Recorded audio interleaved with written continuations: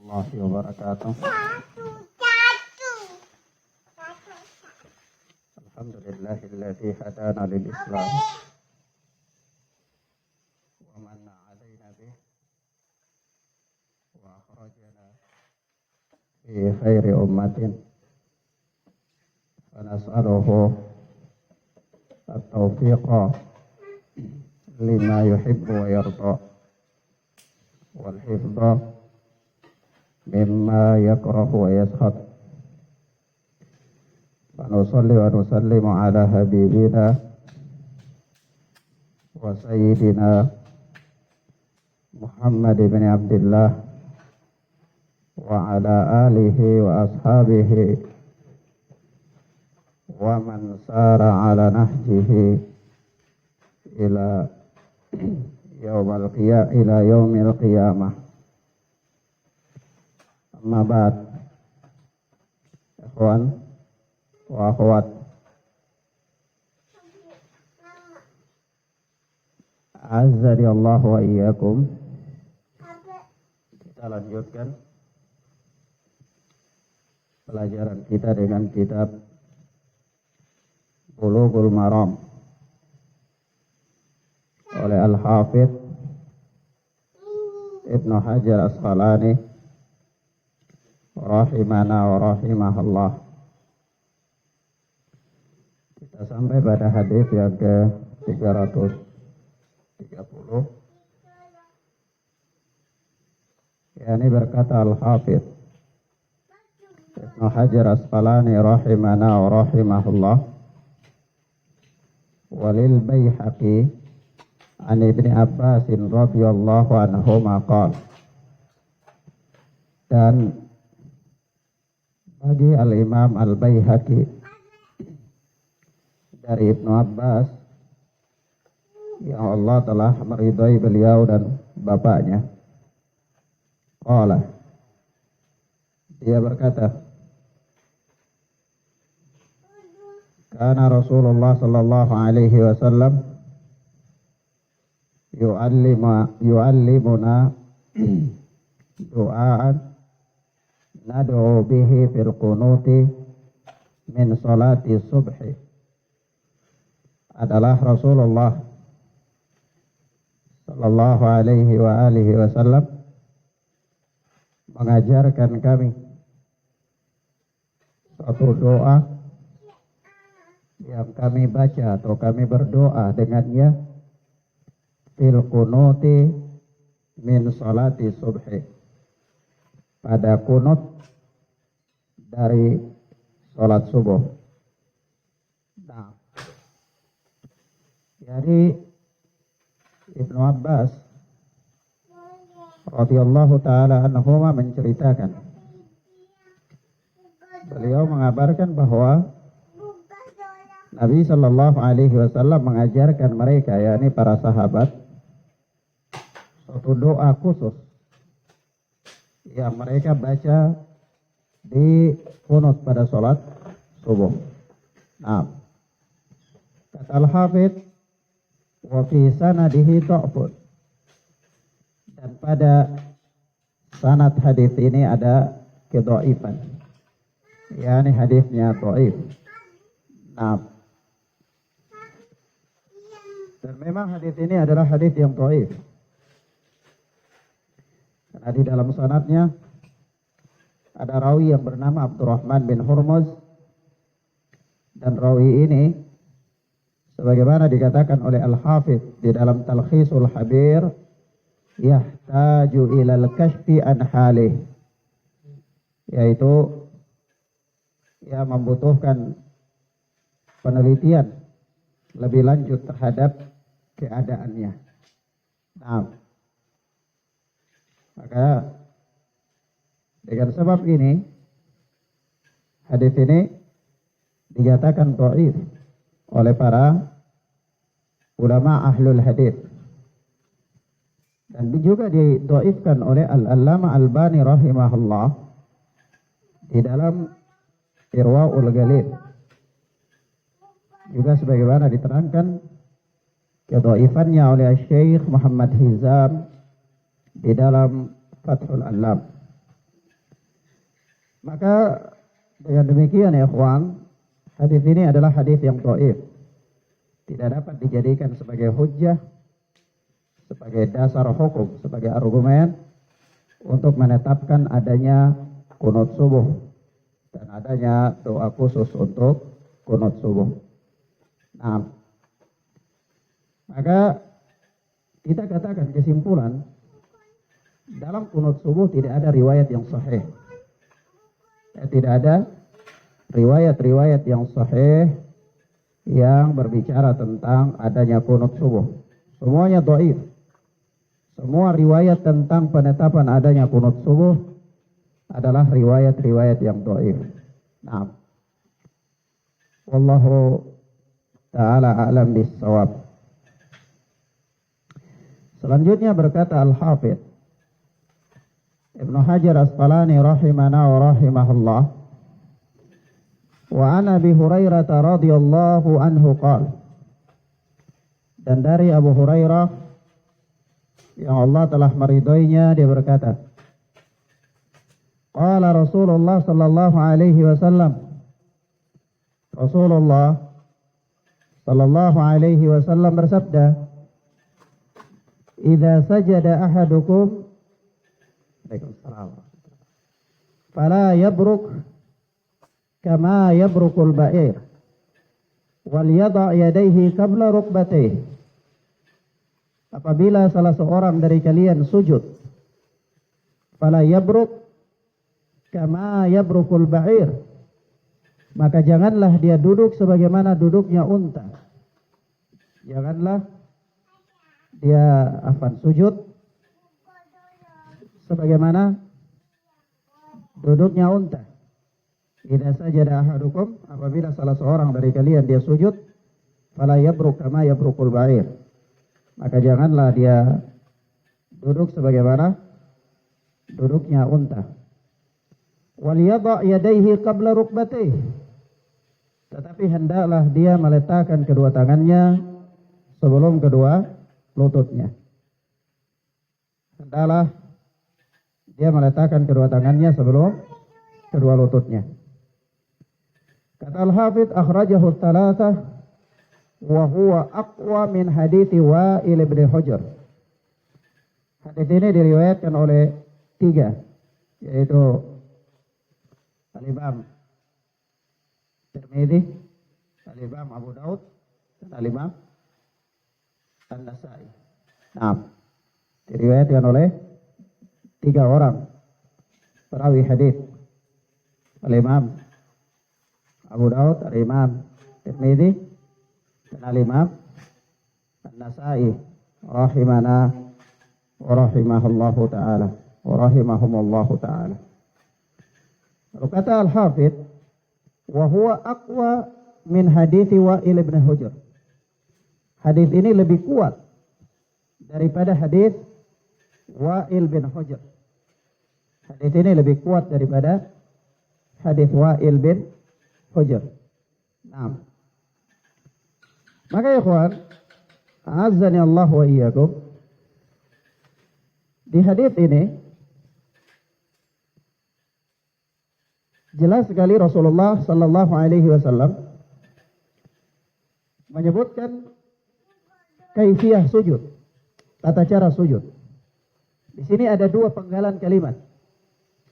Yang pertama, jangan duduk sebagaimana duduk unta. Duduknya unta. Penggalan yang kedua, wal yada' yadayhi qabla rukbatayhi. Meletakkan kedua tangan sebelum kedua lutut. Maka di sini kemudian para ulama rahimana wa rahimahumullah, mereka mempunyai pembahasan yang panjang lebar tentang kaifiyah sujud ini. Apakah meletakkan tangan dulu ataukah meletakkan lutut lebih dahulu? Ya. Nah, maka mereka terbagi menjadi 2 kelompok. Satu kelompok ulama yang dipelopori oleh Al-Alama Ibnu Qayyim Al-Jauziyah dan yang lainnya yang sependapat dengan beliau, termasuk diantaranya Al-Alama Ibnu Baz rahmatullah alaih dan para ulama yang sejalan dengan mereka. mengatakan bahwa hadis ini maklub, terbalik. Hadis ini terbalik. Harusnya hendaklah meletakkan kedua lutut sebelum meletakkan kedua tangan. Nah, kenapa? Karena unta, ya kalau dia duduk, itu dia meletakkan tangan duluan, baru kakinya. Itu menurut mereka, ya. Logikanya, kalau kita katakan unta kakinya itu yang di depan, maka biasanya unta kalau duduk kan dia lipat dulu lututnya yang di depan. Dia letakkan dulu lututnya, kemudian baru yang di belakang turun. Berarti dia letakkan tangannya dulu, baru lututnya. Nah, sementara penggalan kalimat yang sebelumnya mengatakan jangan duduk seperti duduknya unta. Maka yang semestinya meletakkan lutut dulu, baru tangan. Begitu kata mereka. Ini alasan mereka. Jadi pendapat yang pertama mengatakan bahwa turun sujud atau kaifiyah sujud itu meletakkan lutut lebih duluan daripada meletakkan kedua tangan. Alasannya hadis ini terbalik. Nah, yang kedua alasan logisnya adalah, kiasnya adalah bahwa seseorang sujud itu yang pertama menyentuh lantai adalah anggota tubuh yang paling dekat dengan lantai. Jadi anggota tubuh yang paling dekat dengan lantai tentu kedua lutut, kemudian baru tangan, kemudian baru jidat, ya, kepala. Nah, maka lutut dulu, kemudian tangan, kemudian kepala. Nah, begitu juga ketika bangkit. Yang diangkat adalah yang paling teratas dari tanah, kepala dulu, tangan, kemudian baru lutut. Nah, itu alasan kedua bagi mereka yang berpendapat bahwa kaifiyah turun sujud adalah meletakkan lutut duluan baru tangan. Adapun sekelompok ulama yang lain, ya mereka berpendapat dengan hadis ini sebagaimana dohirnya. Mereka mengatakan hadis ini sahih, diamalkan sebagaimana dohirnya. Yaitu Rasulullah mengatakan wal yadha yadayhi qabla rukbatayhi. Hendaklah meletakkan kedua tangan sebelum meletakkan kedua lutut. Mereka menjawab pernyataan dari kelompok ulama yang pertama bahwa siapa pendahulu Ibnu Qayyim yang mengatakan hadis ini terbalik. Nah, sementara mereka mengatakan siapa pendahulunya. Sementara dinukilkan bahwa yang mengatakan hadis ini terbalik pertama kali adalah Al-Alama Ibnu Qayyim Al-Jauziyah rahimahullah, ya. Maka siapa pendahulunya? Ada ulama-ulama terkemuka dari kalangan para salaf sebelum Ibnu Qayyim yang mengatakan hadis ini terbalik siapa? Nah, dan tidak didapatkan. Nah, yang kedua mereka mengatakan bahwa para ulama di negeri Arab yang kehidupan mereka dengan unta ini, mereka pun sendiri berselisih, unta itu mana tangannya, mana kakinya. Ya. Mana tangannya, mana kakinya. Menetapkan tangannya di depan, ya yang ini juga membutuhkan pembahasan tersendiri.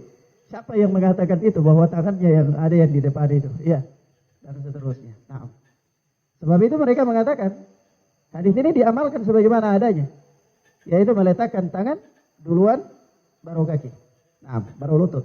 Nah, ini bagi para ulama yang mengatakan hadis ini sahih.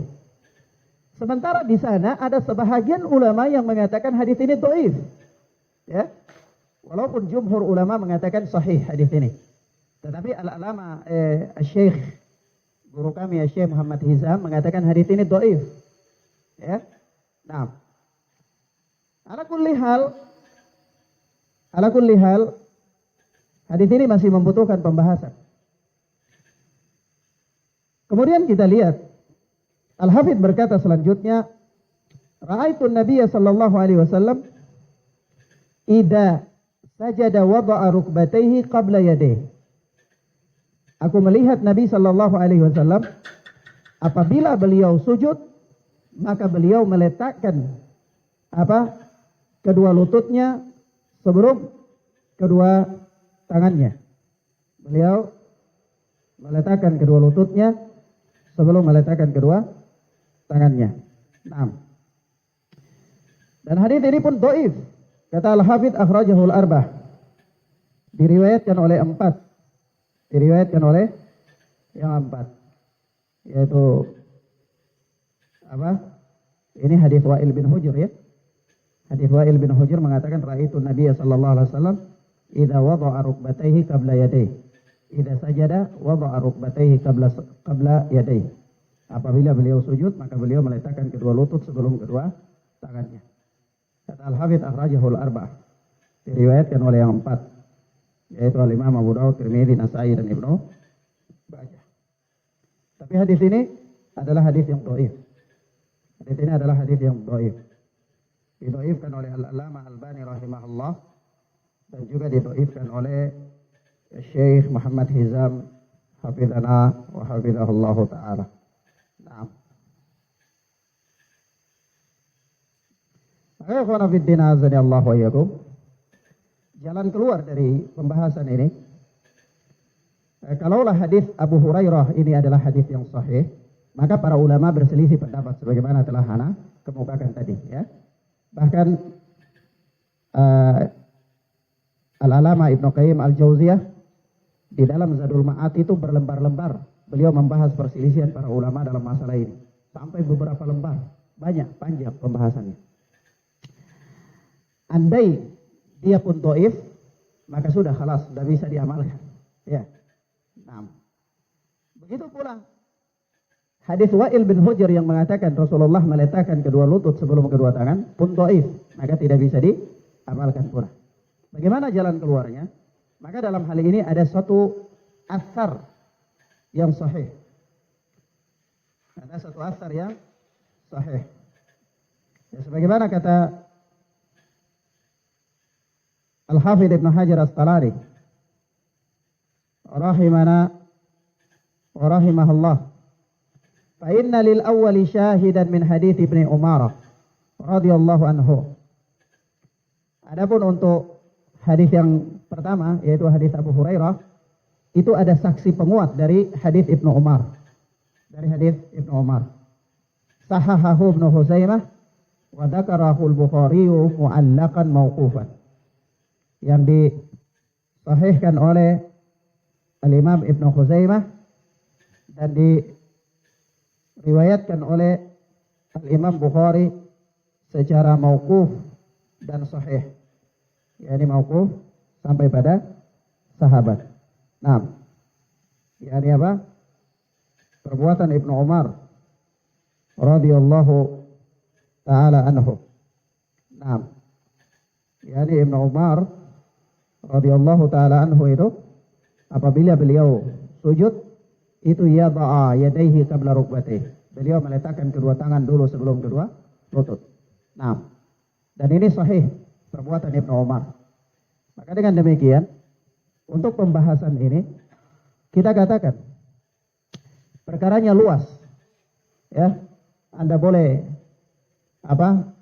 turun sujud dengan mengedepankan lutut sebelum tangan, atau turun sujud mengedepankan kedua tangan sebelum kedua lutut. Namun yang lebih dekat kepada nas perbuatan sahabat adalah meletakkan kedua tangan sebelum kedua lutut. Ya, meletakkan kedua tangan sebelum kedua lutut. Terlepas dari pembicaraan tentang derajat hadis Abu Hurairah, tapi ada asar yang sahih dari perbuatan sahabat, yaitu Ibnu Umar radhiyallahu taala anhu. Ibnu Umar itu kalau dia sujud, maka dia biasanya meletakkan kedua tangan sebelum meletakkan kedua lutut.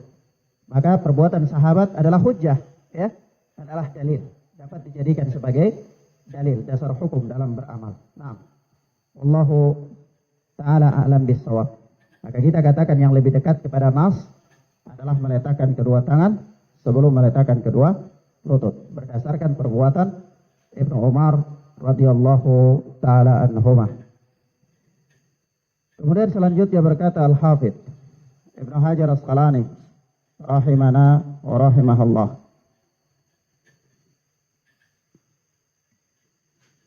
Wa an Ibnu Umar radhiyallahu anhuma anna Rasulullah sallallahu alaihi wasallam kana idza qa'ada li tashahhudi wada'a yadahu al-yusra ala rukbatayhi al-yusra wal yumna ala al-yumna wa qa'ada 53 wa asyara bi isba'aihi as-sababah Kata Ibnu Umar bahwa Nabi Shallallahu Alaihi Wasallam apabila beliau duduk tasyahud, duduk tasyahud di sini umum ya, tasyahud awal atau tasyahud akhir, ya. Nah, karena ini umum. Ini bukan berbicara tentang kaifiyah duduknya, tetapi berbicara tentang kaifiyah tasyahudnya. Bagaimana cara tasyahud, ya. Nah, itu kata Ibnu Umar radhiyallahu taala anhuma bahwa Nabi sallallahu alaihi wasallam apabila duduk tasyahud wada'a yadahu al-yusra ala rukbatihi al-yusra. Beliau meletakkan tangan kanan di atas apa? Lututnya yang kanan. Jadi kalau duduk tasyahud itu tangan jangan diletakkan di paha. Ya. Duduk tasyahud itu bukan tangan diletakkan di paha, di atas paha sini bukan, tapi diletakkan di depan pas di apa? Lutut itu, paha dengan lutut itu, ya. Nah, diletakkan di situ. Wal yumna 'alal yumna, dan tangan kanan di atas lututnya yang kanan. Wa qa'ada 53. Lalu beliau membuat lingkaran membentuk ya 53. Membentuk 53. Orang Arab itu biasanya ada, mereka membuat angka ya. Jadi angka 5 dengan tulisan Arab itu kan gini 0 ya. 0. Kemudian 3 itu kan gini ya. Nah, 3 ya. Maka tangan itu dibuat begini 53. Ya, ini 5, 0, ini 3. Ya, jadi membuat 53 ketika bertasyahud. Jadi tasyahud itu begini jarinya. Jari telunjuk dan ibu jari itu membuat lingkaran. Gini, atau gini ya enggak apa-apa, tapi yang jelas ini lingkaran ya. Nah, jangan begini. Ada orang tasyahud begini ya. Asyhadu an la ilaha illallah ya. Ini dua, enggak boleh. Ya. Tapi membuat lingkaran, ibu jari dan jari telunjuk membuat lingkaran, sedangkan jari manis dan jari kelingking ini tetap dikepalkan, dan jari telunjuknya, ya jari tengah dan ibu jari membuat lingkaran, sementara jari manis dan jari kelingking dilipat dan jari telunjuknya ditunjuk ke depan, membuat angka seperti 53 begitu.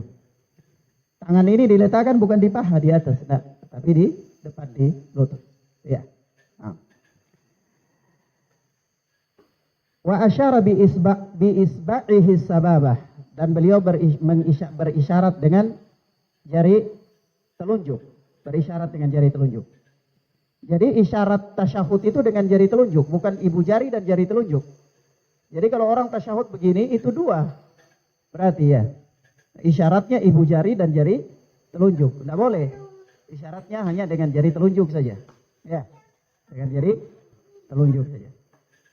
Kata Al-Hafidz wa fi riwayatin lahu, dan di dalam suatu riwayat bagi Imam Muslim, qabada asabi'ahu kullaha wa asyara billati talil ibham. Beliau mengumpulkan seluruh jari-jarinya semua, dan beliau berisyarat dengan jari yang ada di samping jari ibu jari, yakni jari telunjuk. Sama saja maknanya ya. Maknanya sama saja. Nah, hadis ini adalah hadis yang sahih. Hadis ini ya kawan adalah hadis yang sahih. Ikhwan fiddin azani Allah wa iyyakum. Di dalam hadis yang mulia ini ya terdapat pelajaran penting. Terdapat pelajaran penting, yaitu tentang kaifiyah tasyahud, tata cara tasyahud. Tata cara apa? Tasyahud. Bukan duduk tasyahud, bukan tata cara duduk tasyahud. Beda ya. Kalau tata cara duduk tasyahud, maka itu ada perbedaan antara tasyahud akhir dan tasyahud awal. Tapi kalau tata cara tasyahud, maka tidak ada perbedaan ya antara tasyahud akhir dan tasyahud awal. Tata caranya ya sebagaimana dijelaskan dalam hadis yang mulia ini, yaitu tangan kanan tetap di atas lututnya yang kanan, tangan kiri pun di atas lutut yang kiri. Kemudian ketika bertasyahud itu jari-jari semua dikepalkan, kemudian membentuk angka 53, yaitu jari tengah dan jari ibu jari membuat lingkaran, sementara jari telunjuk berisyarat tunjuk. Ya, nah, kita beri catatan bahwa posisi jari telunjuk itu bukan lurus begini. Ya, ada orang lurus sampai ke atas gini membengkok ya. Ada yang lurus begini, bukan. Tapi dia lahan.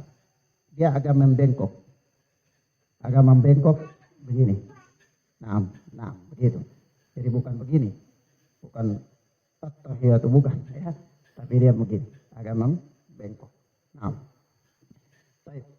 Demikianlah kaifiyah tasyahud. Catatan yang kedua.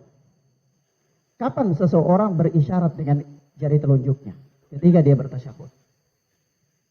Apakah sejak awal ataukah sejak mengucapkan kalimat tahiyat, ya, kayak kalimat tauhid? Ketika dia asyhadu an la ilaha illallah baru dia tasyahud, dia isyarat dengan jarinya, ataukah sejak awal? Jumhur ulama mengatakan sejak awal. Sejak awal.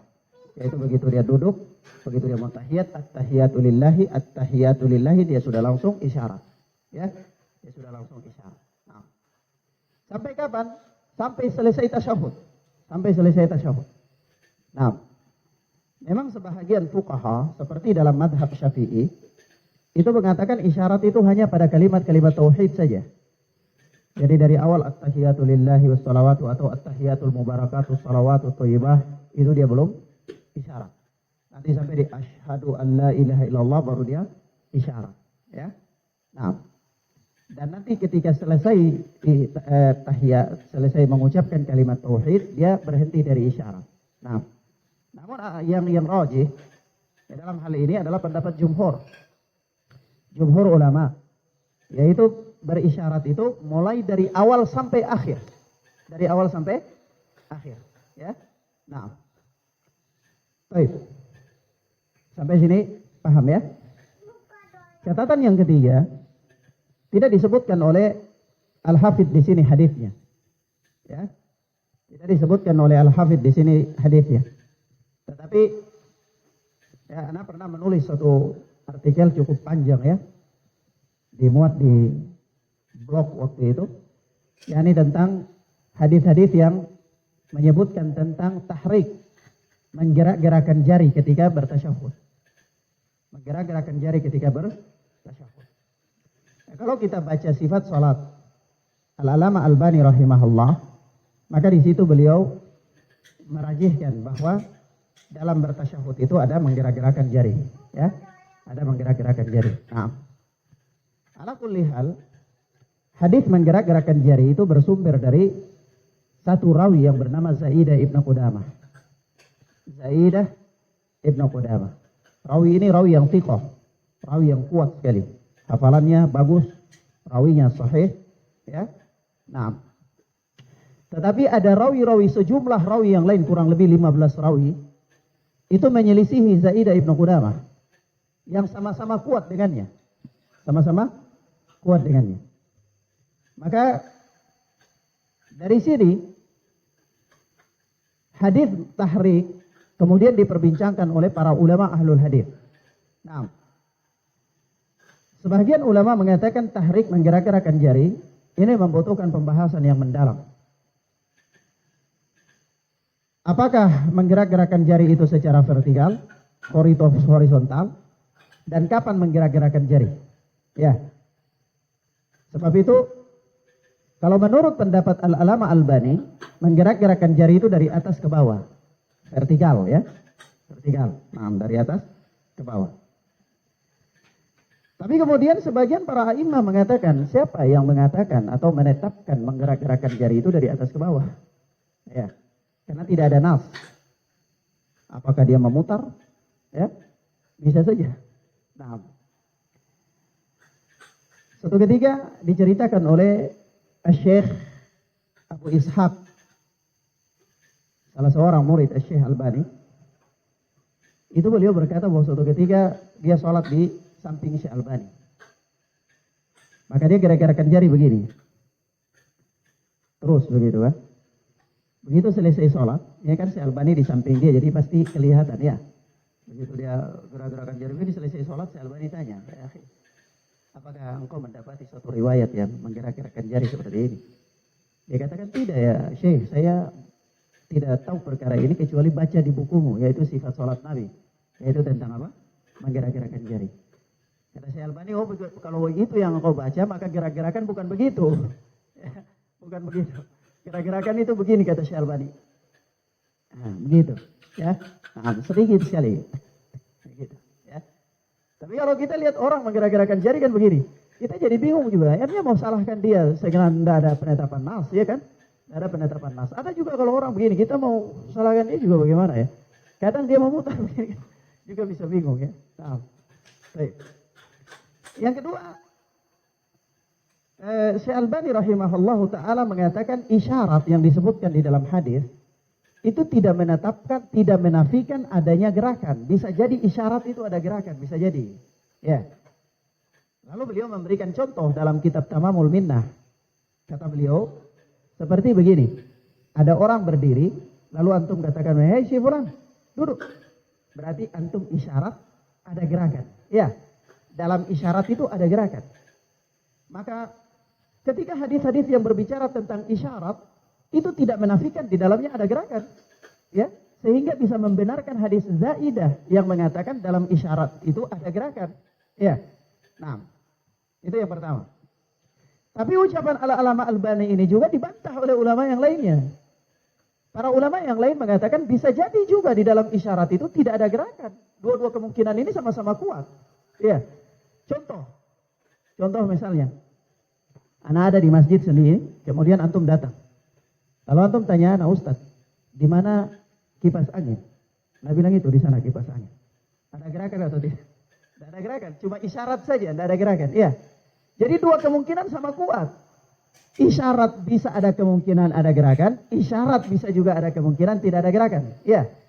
Nah, membawa kepada salah satu dari kedua kemungkinan ini butuh dalil. Ya kan? Antum tidak bisa seenaknya bahwa sudah anak mau gerakan, isyarat ada gerakan lah. Mana dalilnya isyarat ada gerakan? Ya kan?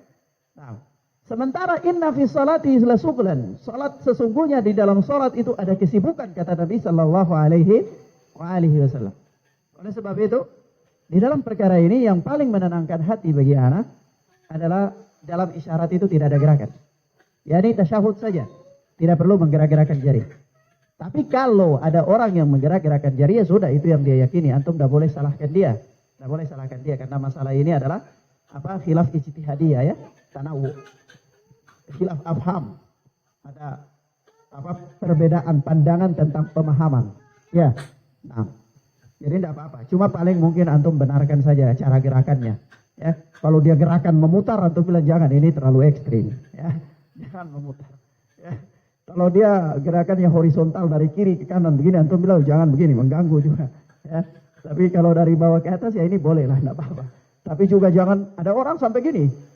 Anak pernah sholat di samping orang, dia gerakan, alhamdulillah saudara, dia mengamalkan hadis, naam. Tapi gerakannya tuh sampai ekstrim begini, ya, subhanallah ya.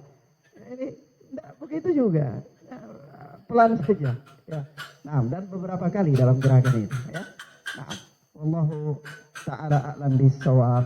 Nah, maka ini membutuhkan pemahaman, ya, membutuhkan pemahaman. Nah, wallahu ta'ala a'lam bis-shawab.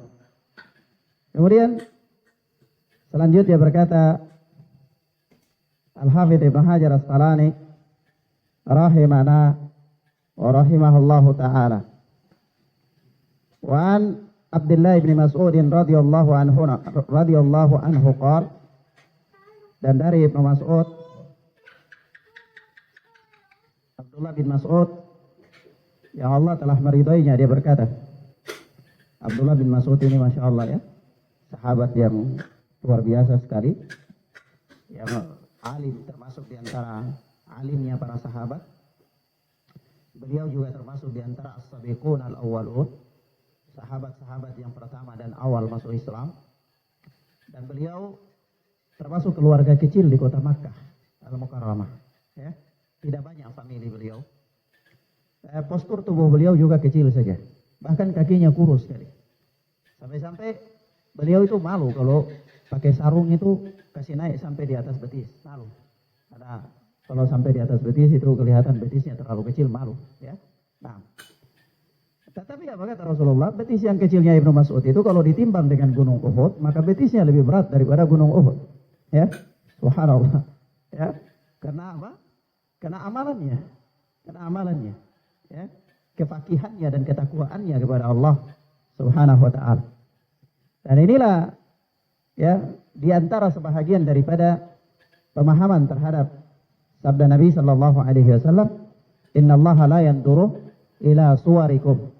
Ya, sesungguhnya Allah Subhanahu wa taala tidak melihat kepada rupa-rupa kalian, wajsamikum dan postur tubuh kalian, ya.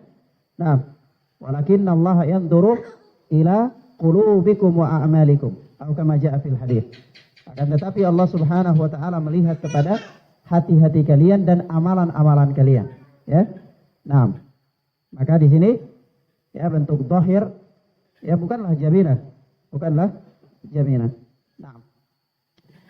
Dan Ibnu Mas'ud radhiyallahu taala anhu ini sahabat yang nasihat-nasihat beliau itu sangat menghunjam di dalam hati kaum mukminin. Dan beliau termasuk sahabat yang sangat komitmen dengan sunnah Nabi sallallahu alaihi wasallam. Sampai-sampai beliau pernah berkata dalam satu ucapannya, yaitu al-iqtisadu fi sunnati khairun minal ijtihadi fil bid'ah. Bersederhana dalam mengamalkan sunnah lebih utama daripada berlebih-lebihan berbanyak-banyak dalam perkara bid'ah. Ya. Nah, sederhana, bersedikit-sedikit dalam sunnah itu lebih utama daripada berbanyak-banyak, bersemangat, tetapi di dalam kebid'ahan. Nah, maka kadang-kadang kita juga heran dengan para penuntut ilmu. Kadang-kadang kita melihat mereka sudah mengerti tentang sunnah, tapi mereka justru lebih suka berbaur dengan para mubtadi'ah, ya. Lebih suka berbaur dengan orang-orang yang melakukan kebid'ahan, ya. Mereka tidak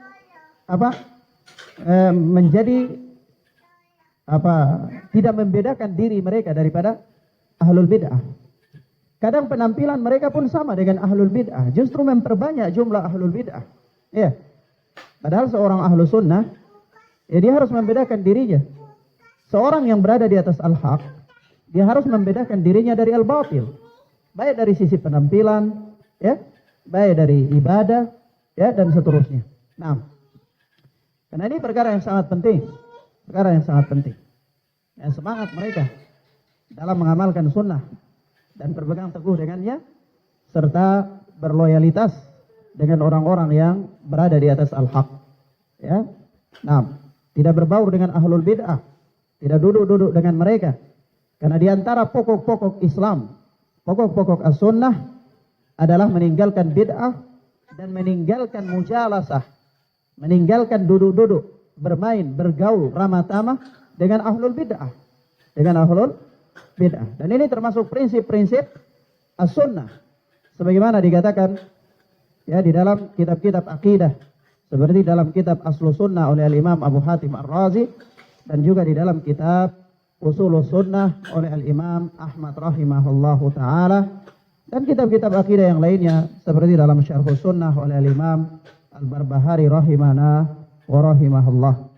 Nah, Ibnu Mas'ud berkata, iltafata ilaina Rasulullah sallallahu alaihi wasallam faqala. Suatu ketika Nabi sallallahu alaihi wasallam menoleh ya kepada kami. Suatu ketika Nabi sallallahu alaihi wasallam menoleh kepada kami.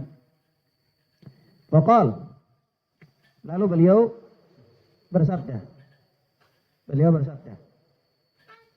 Nabi sallallahu alaihi wasallam bersabda ya ini kepada para sahabat ridwanullahi alaihim ajma'in. Kata beliau, "Idza shalla ahadukum falyaqul." Idza shalla ahadukum falyaqul.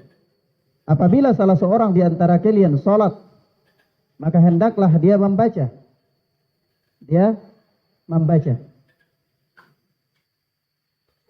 At-tahiyatu lillahi was-salawatu wat-thayyibah. At-tahiyatu lillahi wassalawatu watthayyibah. Segala penghormatan hanya milik Allah, dan juga salawat dan kebaikan hanyalah milik Allah subhanahu wa ta'ala. At-tahiyat itu penghormatan ya, penghormatan. Maka dinamakan tahiyat, itu penghormatan, salam penghormatan ya. Nah, maka at-tahiyatu lillahi wassalawatu watthayyibah, segala penghormatan hanya milik Allah, dan salawat dan kebaikan juga adalah milik Allah subhanahu wa ta'ala. Assalamu alayka ayyuhan nabiyyu wa rahmatullahi wa barakatuh. Semoga salam sejahtera tercurahkan kepadamu wahai Nabi sallallahu alaihi wasallam, dan juga rahmat dan berkahnya Allah subhanahu wa ta'ala. Assalamu alayna wa ala ibadillahi salihin. Dan semoga kesejahteraan terlimpahkan kepada alaina, kepada kami, wa ala ibadillahi salihin, dan kepada hamba-hamba Allah yang saleh. Itu dari kalangan orang-orang saleh. Naam. Asyhadu an la ilaha illallah wa asyhadu anna Muhammadan abduhu wa rasuluh. Aku bersaksi bahwa tidak ada sesembahan yang berhak disembah kecuali Allah, dan aku bersaksi bahwa Muhammad sallallahu alaihi wasallam adalah hamba dan utusan Allah. Tsumma liyatakhayyar minad du'ai a'jabahu ilaih fayad'u. Kemudian hendaklah dia memilih doa yang dia sukai, lalu dia berdoa dengannya. Kata Al-Hafidz, muttafaqun alaih wa lafdhu lil Bukhari. Hadis ini adalah hadis muttafaqun alaih, dan ini adalah lafaz yang terdapat di dalam riwayat Bukhari. Walin Nasa'i kunna naqulu qabla ay yufrada alaina at-tasahhud. Kata Al-Hafidz, dan bagi Imam Nasa'i, di dalam riwayat Imam Nasa'i, yakni Ibnu Mas'ud berkata, kami pernah mengucapkan doa sebelum doa tasyahud diwajibkan. Jadi sebelum ada tasyahud ini, itu para sahabat biasanya berdoa ya, Tapi kemudian Nabi Shallallahu Alaihi Wasallam mengajarkan mereka, kalau tasyahud itu baca ini, selesai baca ini baru boleh berdoa, ya, baru boleh berdoa dengan doa yang mereka mau begitu. Nah, Wali Ahmad, dan bagi Imam Ahmad, anna Nabi sallallahu alaihi wasallam allamahu tasyahhuda wa amarahu ayyu'allimahu an-nas, bahwa Nabi sallallahu alaihi wasallam mengajarkan Ibnu Mas'ud ini tasahud, dan beliau memerintahkan Ibnu Mas'ud untuk mengajarkannya kepada orang lain. Nah, ini tasyahud Ibnu Mas'ud ya. Tasyahud Ibnu Mas'ud. Nah, maka ikhwan fillah azani Allah wa iyyakum, di dalam riwayat Ibnu Mas'ud ini ya, ada tasyahud yang diajarkan oleh Nabi sallallahu alaihi wasallam kepada Ibnu Mas'ud, yaitu apa? At-tahiyatu lillahi wassalawatu watthayyibah. Assalamu alayka ayyuhan nabiy wa rahmatullahi wa barakatuh. Assalamu alayna wa ala ibadillahi salihin. Asyhadu an la ilaha illallah wa asyhadu anna Muhammadan abduhu wa rasuluh. Setelah itu baca doa yang lainnya, boleh ya. Nah, ini tasyahud apa? Tasyahud awal ya. Boleh berdoa. Setelah selesai tasyahud. Maka ikhwan, tasyahud ini terpisah dari salawat di tasyahud. Ya. Hukum tasyahud ini terpisah daripada hukum salawat pada tasyahud. Maka kita katakan tasyahud di tahiyat awal itu hukumnya wajib. Hukumnya apa? Wajib. Salawat di tahiyat awal itu hukumnya sunnah. Jadi boleh tanpa salawat. Jadi boleh kita hanya at-tahiyatu lillahi wa salawatu wa thayyibah. Assalamu alayka ayyuhan nabi wa rahmatullahi wa barakatuh. Assalamu alayna wa ala ibadillahi salihin. Asyhadu an la ilaha illallah wa asyhadu anna Muhammadan abduhu wa rasuluh. Sudah. Lalu kita bangkit Allahu Akbar ke rakaat yang ketiga, boleh. Tapi kalau kita pengen mengamalkan sunnah, mendapatkan pahala sunnah, maka tambah dengan salawat. Allahumma salli ala Muhammad wa ala ali Muhammad dan seterusnya sebagaimana kita salawat pada tasyahud akhir. Ya.